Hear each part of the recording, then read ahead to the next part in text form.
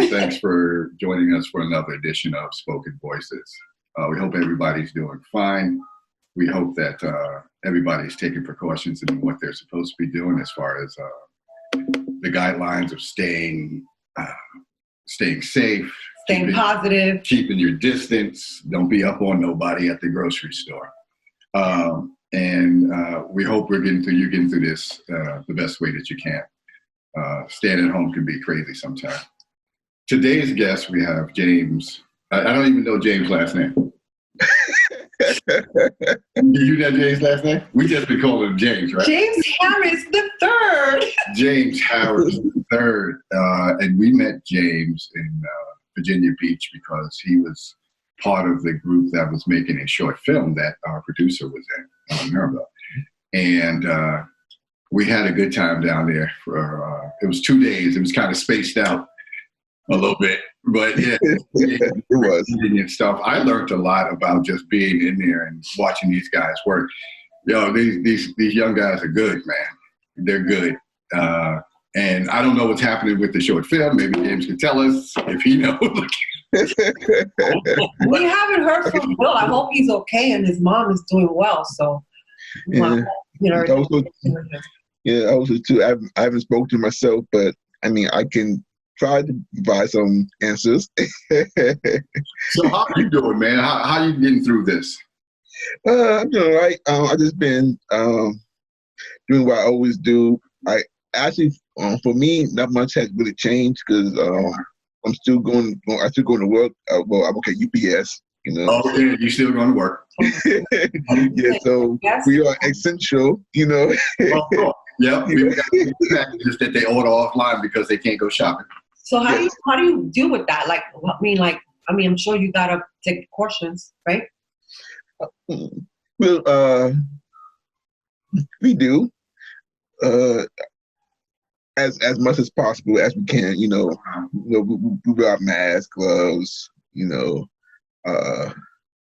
Try to keep from touching, your face. And any crazy experiences that you want to share with us? That won't get you fired. I'm sorry, he's the host. I'm not. I'm that sorry. Won't get you fired. I can't stay quiet. Are you coming in contact with people a lot that they have to sign and stuff like that, or no?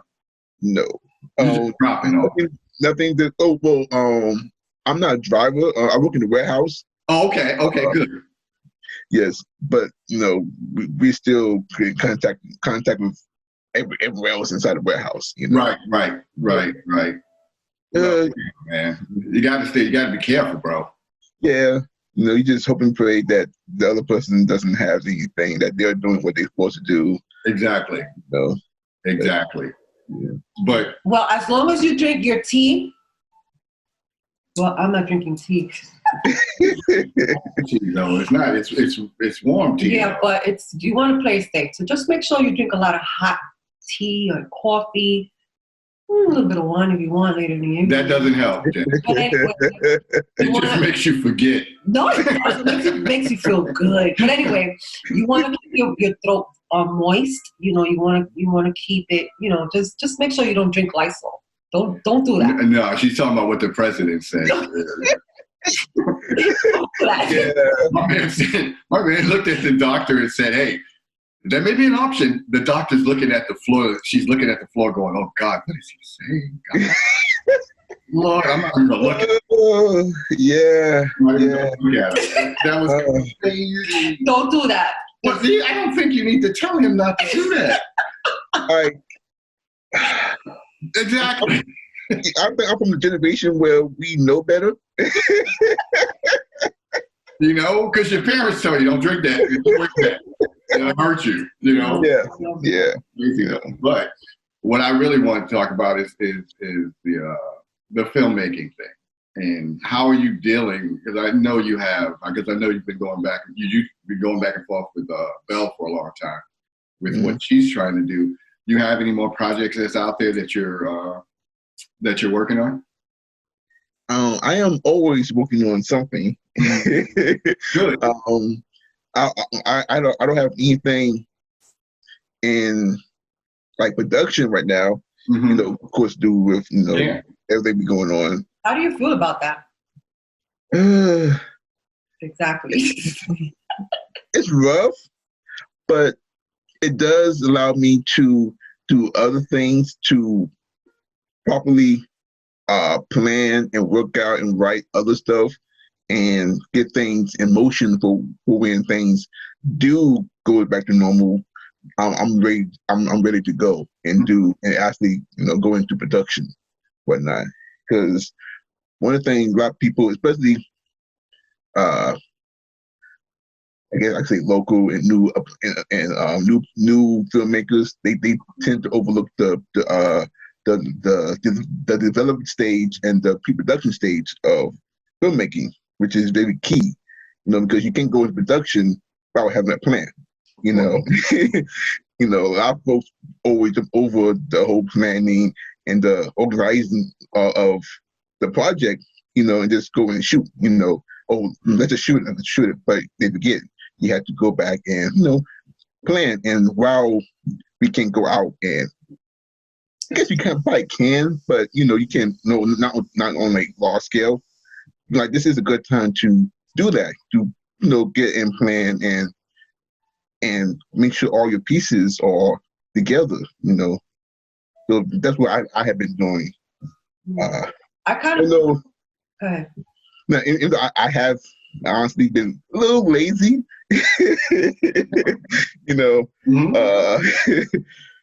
but what lazy? Like binge watching Netflix, Hulu. We've been through almost. I always tell my hubby because he's always busy, right? And then when I feel like I want to see a movie, it's like late at night, like around 11. Right? 11 at night. So I said, come on, let's go watch a movie. So and I've been up all day. That's that's how and, yeah, same here.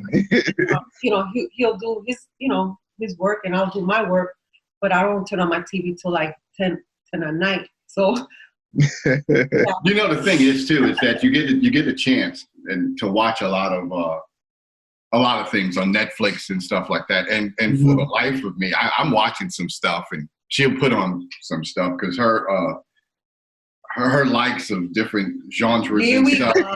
Here we go. Kind of like not mine. And no, I'm just saying. The thing is, I've watched some movies and wonder because I always ask her after I watch something that I consider, God, that was bad, right? Mm-hmm. I always wonder. I say, well, why can't guys like you and Bill and stuff? You got to get your stuff out there because I look at that and go, wait a minute. If they can make a feature film, there's no way that somebody with talent and that has a good story to tell and good people to tell that story as actors and stuff, why they can't get their productions out there too.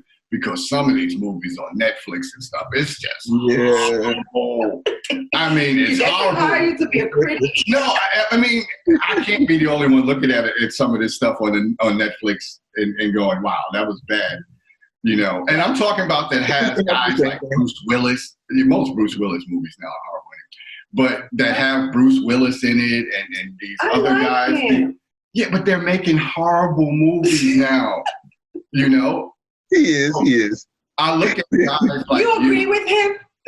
I look at guys who have an idea, new people, young people, right? Because you're a lot younger than me, right? Who has these ideas to go out here and make a movie, and it's so hard. It's so hard for you guys to get the financing, the amount of money that goes into production. Mm-hmm. It's hard. So how do you deal with that, though? Trying to stay focused, like focusing on the things that I can do, and because like that is the biggest issue, biggest problem is financing.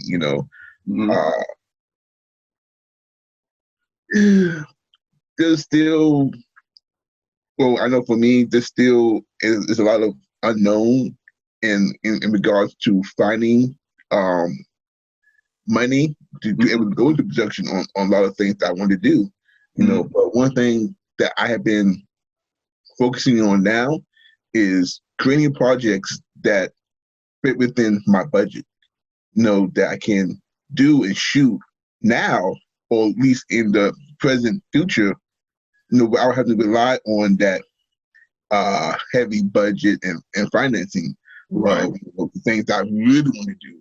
And hopefully with doing these kind of projects will, I guess,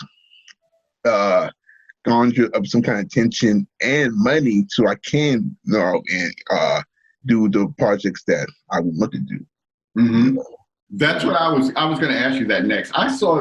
We saw this film that was based off a short film, and maybe you've seen it. The short film was about this kid who basically, I don't know how he came in contact with this alien gun or whatever weapon, right? Mm-hmm. And it was a short film. I didn't know any of the actors in that one. It was just, I guess, a very budgeted little short film. Really good, though. About 20 minutes long, right? That film, actually, the only reason I know about the short film is because I watched the feature film that Michael B. Jordan had helped finance. And it was the same story about a kid, and he just elaborated. I guess the director and him just elaborated on it and made it longer. This kid from another planet, he didn't know he was from another planet. Mm-hmm. And his brother came back at the end to tell him, well, you got to come back home sooner or later, but, stay here, do what you have to do for this planet, and then we're going to come and get you. And it was such a cool movie. Wasn't a big production, and it never made it to the theaters, but it was a great movie. Now, I'm assuming Michael B. Jordan had to have known or got in contact, or the person who made the short film got in contact with Michael B. Jordan and told him, look, this is what I have. Could you help me out with it? And he did, And that in itself must be hard, because if you don't know these guys, you get in contact with them. Yes. I think that the only way they get noticed is because they throw the film out there. They put it, they put these films in film festivals. Yep, that's probably what happened. And if you're lucky and it's a good story with a good message. It was, because he took off with it. Because remember we watched the short story? Yeah. And that was cool, right? Yeah, it was a cool story. And then it ended kind of abruptly because it was only 20 minutes. And I guess Michael B. Jordan looked at it with that. Yeah, I gotta admit, I can't recall the name of the movie, but you know what I'm talking about, though. Yeah, I know, mm-hmm. And I know. I think I know you. I think I know what movie you're talking about. I haven't seen it, but you gotta watch it. Yeah, it's Black really Kid, right? I'll find out the name. It's a Black Kid, right? Yeah, with a big gun. Yeah, I think I know what you're talking about. I've seen the previews for it, but I haven't seen the actual movie. Very good movie. It was interesting. You sat there and go, "Dang, this is pretty good." Yeah, it was an alien movie, but it was really put together really well. Really. Because directors to help you, and for producers to produce your movie. And that's what pisses me off, though, is that you guys have got to be able to get together, and that's what messaged me up with a lot of actors and production companies and stuff. They don't. It seems like they don't give the person who says, "Okay, I got a short film that can be made into a feature film," and like Tribeca and what's the one out in Denver? I mean, out in Colorado, Robert Redford's thing. What is it? Is it Dan? I can't. What is it? It is. It's Rain Dance or something like that. Or Sundance. Sundance, right? There should be more outreach from them to get to know if you guys apply for something, show them your short film, and they say, okay, we want to take a look at this. Even just get in contact, and even if they don't accept it, tell you why. Because a lot of times, the festivals will give you feedback on your projects. I mean, that's cost a little extra to get that kind of feedback. But a lot of film festivals do give you that kind of feedback with the option to have, especially ones that takes you scripts.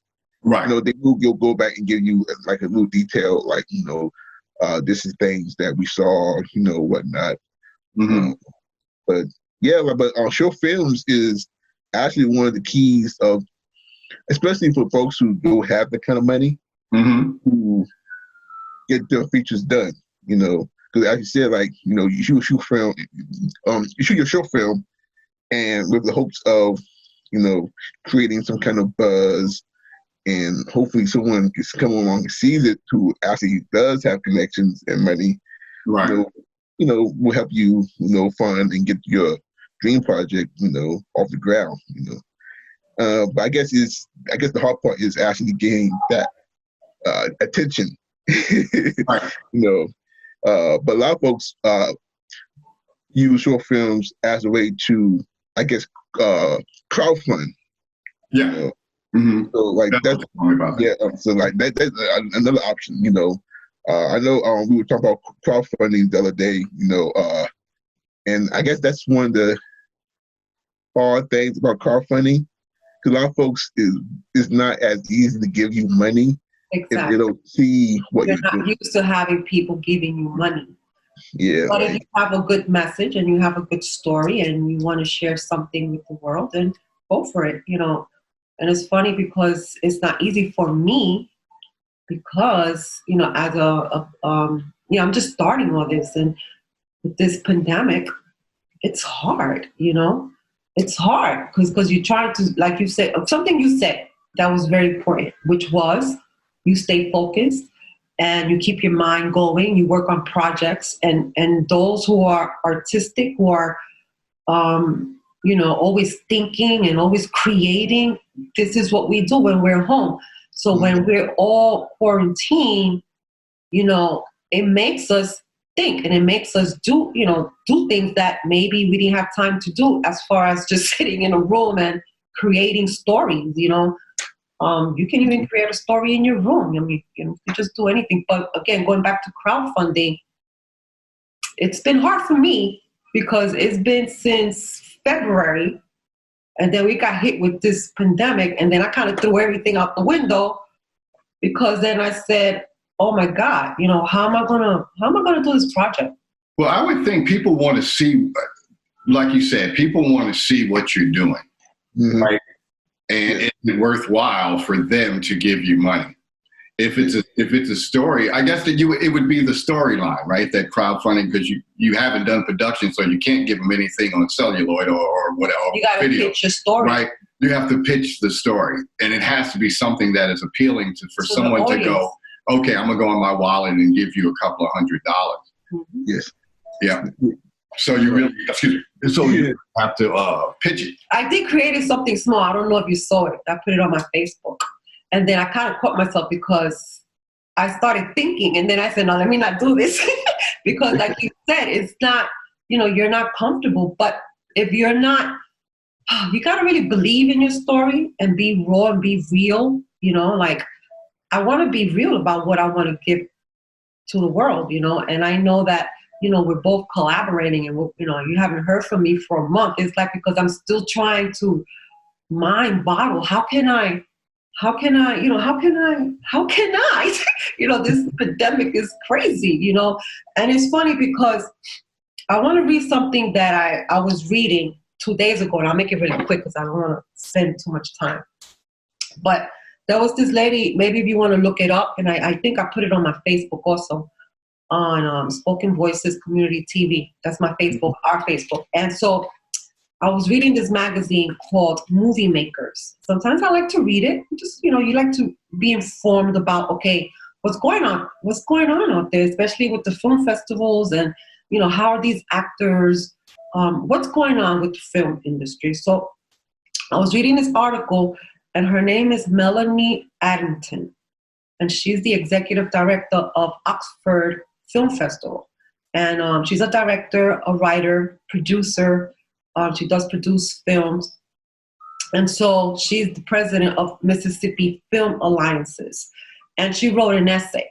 Now, this essay, I found it interesting because I am in that situation. So she said something about our storytellers are the reason any of us exist in this industry. They're, you know, our passion, our work, our vision, their films, she continues saying, and they are the foundation on which everything else rests. So what do we do to stay innovative and adapt in order to make, to make our lives better right now, because it's so crucial. And then she continues saying something about, and our filmmakers who as totally are confused right now and don't know where to go or what to do.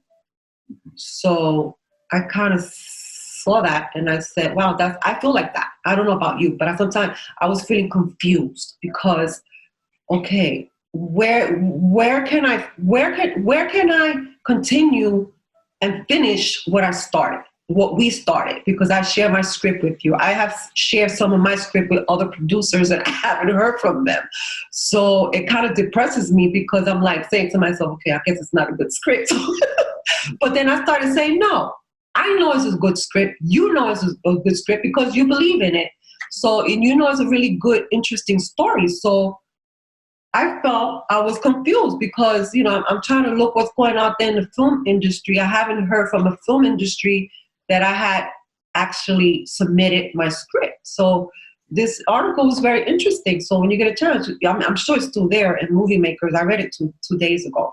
I think it was Wednesday. But, it's a very, I don't know, it's confusing sometimes for me as someone who really wants to start getting out there. And it's hard because you got to have an audience, like you said, and you got to know people. I'm a stay-at-home mom, wife, and now I'm here and we're stuck together, which we love, But I'm upstairs creating stories and I'm driving him crazy because I'm like, honey, let's film this and let's do this and let's do that. He's like, no. But I love him because he supports me in certain things that I do. So when I'm here, I start creating stuff and I start making ideas. And I know you do the same thing because you have your podcast, right? Yes. So it's a great thing that, you got your negative and then you have your positive, Yes. I think it's difficult from my vantage point because I love to write. And I find it is difficult to find a venue where you can take what you write, have someone read it, and have someone say, okay, this is worthwhile. This is worth doing. I'll, and do all the corrections, the editing and whatnot, because, everybody thinks they can write, right? And then when you give it to somebody else, people can find 1,000,001 mistakes that you've done, but they don't care. If they read the story, get the gist of it, and go, wow, this is pretty good. Because I read her script for a short story, and it's a good story because it's heart-rendering, it's heart-wrenching. The story itself. If you can find somebody who will read that and feel the same way, it may be somebody who maybe has gone through the same thing in their life, then that's why I tell her to keep pushing it though. Yeah. Don't stay back and go, okay, I'm not gonna put this out there. And I'm glad she talks to you about it because like I said, seeing what you guys do, I had said it in one of the other shows that we had, right? Seeing how you film, that to me, that would drive me crazy as a director or you can't be a director because you gotta love it. No, 100%. But that would drive me crazy as an actor or a director or a cameraman. You guys were shooting the same scene. Oh, I see that. Like 50 times per scene. Okay, let's do that over. Okay, wait a minute. I'm going to move an inch to the side. Let's try it from this angle. That would drive me nuts as an actor because I got to keep remembering and going over the same line. You guys impressed me so much. It was ridiculous. And the actors, of course, impressed me too.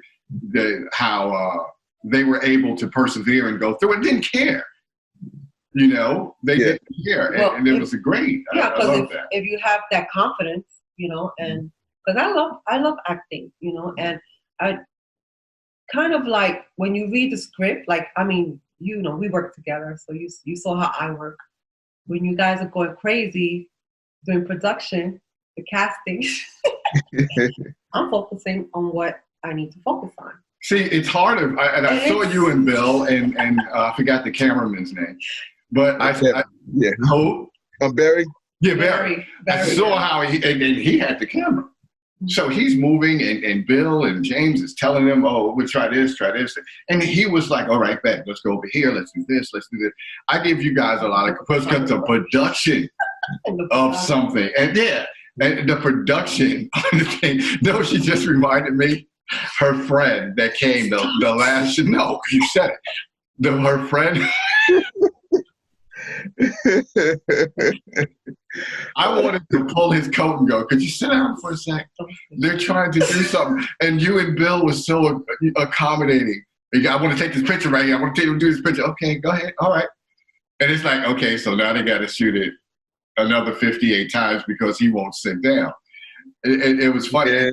I give the production company it was a few shots that I look back. Cause I look back while editing, like, oh, well, I can't use that because he's standing right there in the shot, you know. Or like he was right shot. or he was trying to give input. I'm like, that is one of the things as a director that I do come across a lot. Like when folks who are part of the project but are not a part of, Well, he wasn't part of the project. I kind of invited him to come over, but I didn't know he was going to take over. But they welcomed him into the project. But what's the thing is, so he's a still photographer, right? He's not part of the production of this movie. So I know. If you keep saying time out, I want to take a picture, it messes up their time frame. But that guy, it didn't, right? Right? It didn't. But I saw it. It did, James. I never expected that, but I know for a fact because I have worked with some film directors in New York City. Mm-hmm. Excuse me? Out. No, that's what I was saying. I know some directors would have been like, dude, you got to sit down. You take pictures after we're done shooting. You gotta go. We can set up the scene again, but you gotta let us finish our stuff. Yeah, that was a fun experience. Have you kept in contact with any of the other guys that that was on casting? The actors? Oh yes, I'm always trying to keep in touch with most people. Mm-hmm. Excuse me. Some actors more than others. A lot of times, I don't usually talk to a lot of actors until I have a project coming up. Mm-hmm. And especially if I'm eyeing them for a certain role. Then I may pop in, but some of them I keep in more touch than others. I know one actress, Leia. I'm helping her with her first short film as well. Mm-hmm. Well, she's still in the writing stages, But I still keep in touch with a lot of folks. Are you still keep in touch with Collins? Yes, I haven't talked to him in a while, but I do. I keep in touch with him. Yeah, I would love for him to be in our film because he's just crazy funny. He's good though. He's really good. And it's funny. I looked at him and I saw him. He had to warm up. Remember when he was in the beginning? It was like I don't, because everything in the beginning he was like I didn't like the way that. Oh my God. Yeah, he was like, oh my God. That actually the thing with a lot of production and acting. Mm-hmm. I guess it goes back to doing the scene multiple times. Mm-hmm. The purpose of that is, as more you do it, the more you comfortable you get to know your lines. It should become more natural to you, right? And as a director as a director, that's what I want to see is you being natural in your role. But right. But of course, when you start doing too many times, it starts to become stale. Yeah. Right, It's knowing it's knowing when to cut it off, and Mm-hmm. But I guess that's all it helps with if you as an actor know your lines. So sometimes not knowing lines can be a hassle. I don't know. I cannot for the life of me. I can't say enough how I look at even the little script that you guys had for them, and to remember that for me, y'all would have been saying cut or Go ahead. Let's go with that line then. Go with that one. Change the line. We're going to change that line because that seems what you remember. I don't see how actors remember their line. I think the more you practice and the more for me, what helps me the most is if you just vision, you vision, and number one, you have to listen. That's how you remember. How do you remember your lines, important. Though? I remember both lines. I remember my line. You had more than two lines, though. Oh, you would remember both of them. Yeah, okay. I remember the other characters too because. Okay. That's even harder. No, it's not hard. For me, I never went to school. Never went to school. You mean acting too? In acting school. You did graduate high school. Yes, I did. Okay. New information for me. Mira, no te pongas fresco. Anyway, I went to acting school, and then I also took some workshop in New York City. So God, I remember those too. I love improv. Improv is what helps me the most for me. So and you can feel confident about what you're talking about because you visualize it. And you're listening to your actor because to me, acting is about listening. You gotta listen. So it took some time for me to understand that, and it was just that one simple thing. But it's again going back to our previous conversation about now that we're going through this pandemic, as far as what do we do, and how we're going to get this film together, how we're going to put this film together, because we can't. There's certain things that we can't do, like maybe what is it that some of the actors can't do? We can't do our work right now because we have to stay home. And my heart goes out to all these people who depend on these actors and the production and film festival. Well, everything's been put on. I haven't heard anything, and I don't know what's going on, and I feel so confused. I've heard of a lot of productions that's going on that's been suspended. Most have.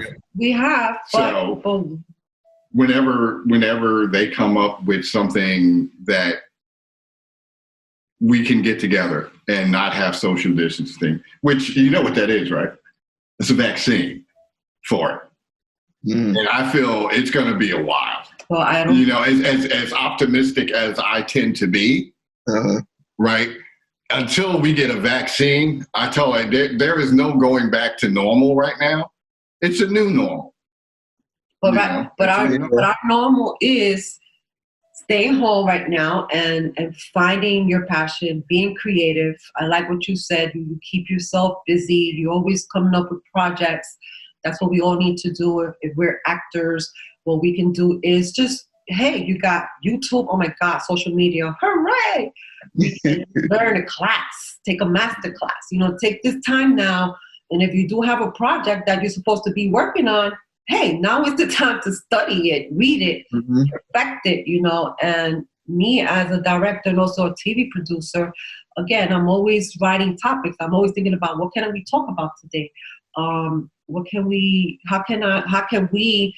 try to help the audiences who really want to get into acting or started a project like I did and how we're going to finish it. Don't give up. I'm not giving up. I just kind of froze right now.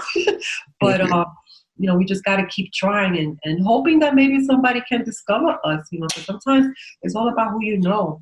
But if you don't know anybody, I don't care. I just got to keep going, keep moving. You don't know which avenue, which path will help you to get to what you really want to do, James, for me, because like I said, sometimes it's hard for other people to understand it. I've seen what you guys can do. I've seen how much time and effort that you put into a production, and I see the passion in it. I saw the passion in it down in Virginia Beach of how you guys work, because it's a labor of love. Yes. You know what I mean? You've got you and Bill. I mean, I hope you get in contact with Bill, because I need to know how his mom is doing too. You guys have got to keep going because you're young, and you shouldn't, and age has nothing to do with it, but you guys should not let anything, this pandemic or whatever, or whatever, the hurricane that may hit and whatnot, especially where you guys are. You guys have got to keep going, and I hope I really hope that you guys don't give up and just do your 9 to 5s and say, okay, this is my lot in life. You know, keep searching and keep pushing for your dream, because a lot of people don't. A lot of people say, the hell with it. You know, my circumstances have changed, so therefore I must change what direction I really want for my life, which is insane to me. Because if without a dream, life is what? Nice. Black and white. Yeah.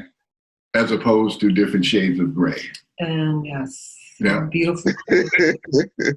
Yeah, I mean, it's just insane. And I want you guys to really keep, and you too, to really keep pushing for what you want, because at the end of the day, people may look at it and go, oh my God, you know, and in your case, but your mother and you're older, why would you do this? Why don't you go out and get a job and then retire and collect on it, you know, retirement? That's stuff another like that. thing. That's insanity. Yeah, if that's not what you want to do, why should you fall, any of y'all, any of us, why should we fall into someone else's line of logic for them? Yeah. For those people who want, I'm lucky, I retired early, right? But what I retired from, was that my lot in life? Is that something I really wanted to do? No, that wasn't. It just happened. I fell into it. And then, you know, circumstances put me where I am today. But to be creative, to create. Yeah, create. And I love what you just said, because you don't let people to dictate what you want to do or who you want to be. So you got to stay positive. You know, we got to keep ourselves, and you got to believe in what, you know, I believe in this TV, you know, this TV show that we both created. You know, I'm not going to say me, but, you know, we created a TV show so we can give other people an opportunity, you know, like you yourself, talented people, to speak and say, hey, you know, what's up? What are you doing? You know, what's going on today? And there's always going to be obstacles, but obstacles is an opportunity. It is an opportunity, because you're not going to let obstacles stop you. Yeah. You want to take those, like right now, this is a crisis. You know, we're all going through so much, but this is a time to start thinking, start projecting, start planning, and be creative and stay positive and keep moving. You know, don't keep moving back as far as what people say about you. I don't care what people say about me, and I don't listen to people. I love listening to positive things that's going to make me happy, and know that I have someone who supports me in this. And number one, you got to have God in your life. So, you know, you want to keep a balance. So, yeah. We're going to go. Just after, it's over a half hour. Oh, it is? And we've kept James. He didn't drink any of his diet iced tea. And I had no wine. James, we want you to come back, and we want to see what else you're doing. Yeah, we're going to be working together. Yeah, and we want to see what other projects you're going to be doing after this stupid thing is over and whatnot. And we really hope this thing is over so we can get back down, because my mom and sister still live in Richmond. So we would love to visit them and then come down and see you guys. Yeah. Okay? And if you get in contact with Bill and his mom, please let us know how they're doing and tell them to give us a call. Okay? I sure will. All right, man. Love you, man. I'll call you later. All right. Have a good one. God. Thank you. Always end with this, though. Man makes plans, God smiles. Guys, take care of yourself. Do what you have to do to stay well. And we hope to see you on the next episode. Take care. See you later. Later.